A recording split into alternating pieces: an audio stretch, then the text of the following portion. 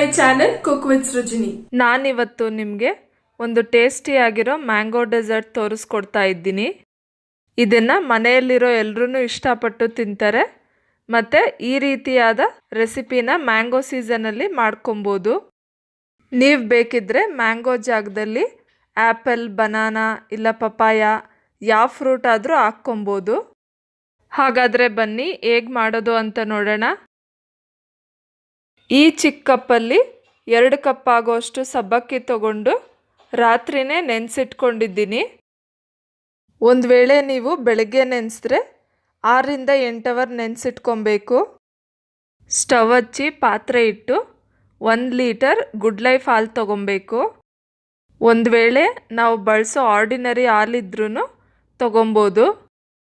Good life ಹಾಲು ಯಾಕೆ ಅಂದರೆ ಇದು ಗಟ್ಟಿಯಾಗಿ ಚೆನ್ನಾಗಿರುತ್ತೆ ಮತ್ತು ಪಾಯಸದ ಥರ ಟೇಸ್ಟಿಯಾಗೂ ಇರುತ್ತೆ. ಅದಕ್ಕೋಸ್ಕರ 2 ಪ್ಯಾಕೆಟ್ ಹಾಲು ಹಾಕ್ಕೊಂಡಾದ್ಮೇಲೆ ಐ ಫ್ಲೇಮಲ್ಲಿಟ್ಟು ಕುದಿಸ್ಕೊಬೇಕು. ನೀರೇನು ಹಾಕೋದಕ್ಕೆ ಹೋಗಬೇಡಿ.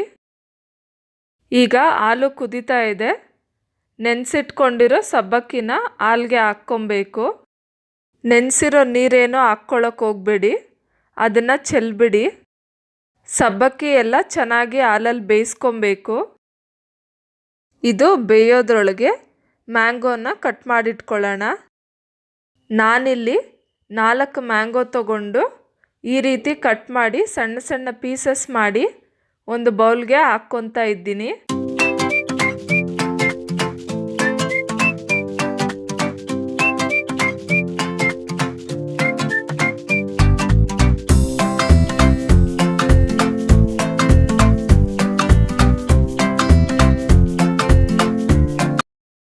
ಈ ರೀತಿ ಮಾಡಿ ಪಕ್ಕಕ್ಕಿಟ್ಕೊಳ್ಳಿ.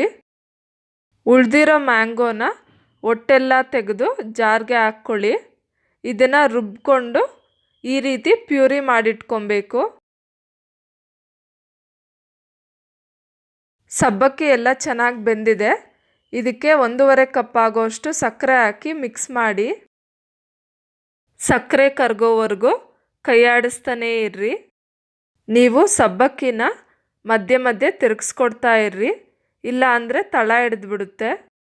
ಸಬ್ಬಕ್ಕಿಗೆ ಸ್ವೀಟ್ ಹಿಡಿಬೇಕು. ಅದಕ್ಕೆ 10 ನಿಮಿಷ ಸಕ್ಕರೆ ಹಾಕಿದ್ಮೇಲೆ ಬೇಯಿಸ್ಕೊಳ್ಳಿ. ಇದಕ್ಕೆ ಕೇಸರಿ ಕಲರ್ ಚಿಟಿಕೆ ಮತ್ತು ಏಲಕ್ಕಿ ಪುಡಿ ಹಾಕ್ಕೊತಾ ಇದ್ದೀನಿ.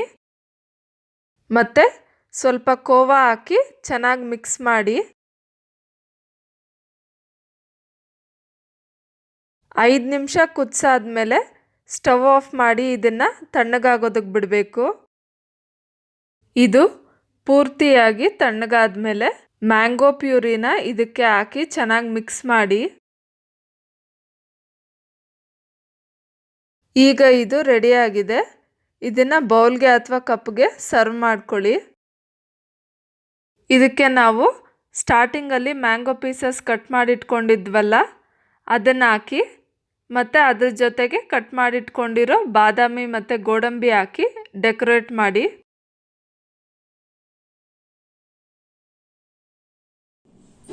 ಸೊ ನೋಡಿದ್ರಲ್ಲ ಫ್ರೆಂಡ್ಸ್, ನೀವು ಒಂದ್ಸಲ ಟ್ರೈ ಮಾಡಿ ನೋಡಿ ಹೇಗ್ ಬಂತು ಅಂತ ಕಮೆಂಟ್ ಸೆಕ್ಷನ್ ಅಲ್ಲಿ ಶೇರ್ ಮಾಡಿ. ಮತ್ತೆ ಈ ವಿಡಿಯೋ ನಿಮ್ಗೆ ಇಷ್ಟ ಆದ್ರೆ ಲೈಕ್ ಮಾಡಿ, ಶೇರ್ ಮಾಡಿ. ಪ್ಲೀಸ್ ನನ್ನ ಚಾನೆಲ್ಗೆ ಸಬ್ಸ್ಕ್ರೈಬ್ ಮಾಡಿ. ಮತ್ತೆ ನಾನು ಇನ್ನೊಂದು ರೆಸಿಪಿ ಜೊತೆ ನಿಮ್ ಮುಂದೆ ಸಿಗ್ತೀನಿ. ಅಂಟಿಲ್ ದೆನ್ ಬಾಯ್.